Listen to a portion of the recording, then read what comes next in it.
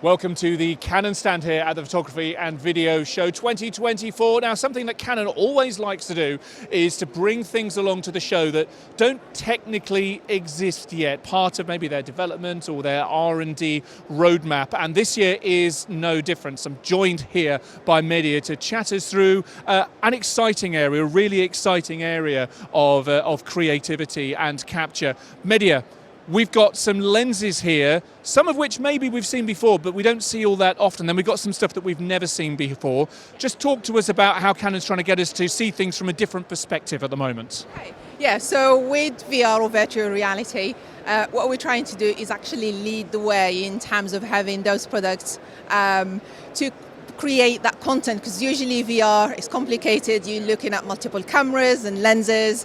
The workflow, again, is not that straightforward.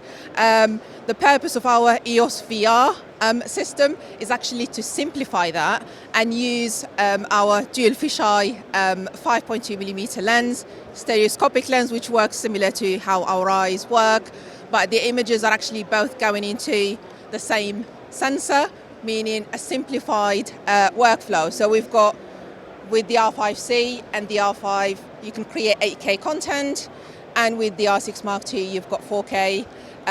We actually have some of the headsets playing content that has been shot on these cameras as well.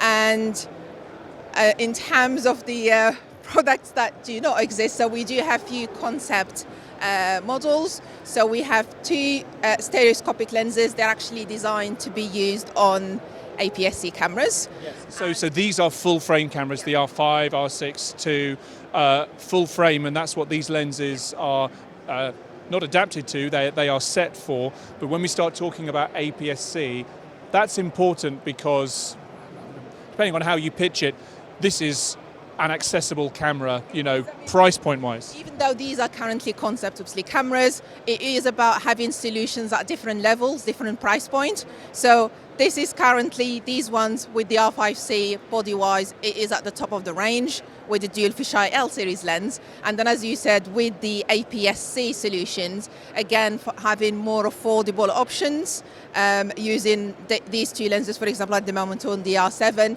and even smaller, more simplified one with the middle camera. Yes. So this is the odd one out because this is integrated. The EOS VR system. So that's a compact model, which, as you can see on there, so you've got 360, but you also have 180 3D VR as well.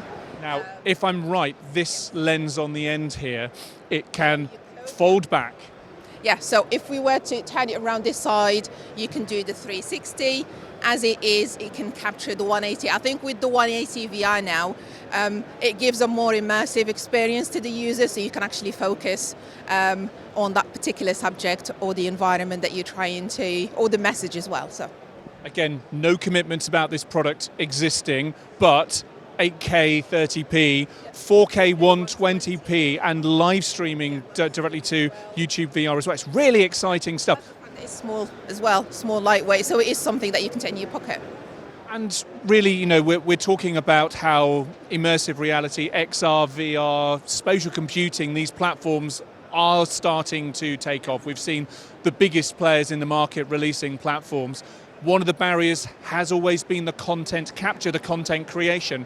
That seems to me to be the bar that you're pushing against now. Yeah, that is the thing, because as I said, it's usually a complicated process and a very expensive one. So people try to, unless we're talking at much higher end productions, usually doesn't get, basically the typical content creators don't actually go anywhere near it. So we're trying to facilitate that. As I said, we already have one solution, and hopefully in the future, these, as I said, currently concept models, but who knows?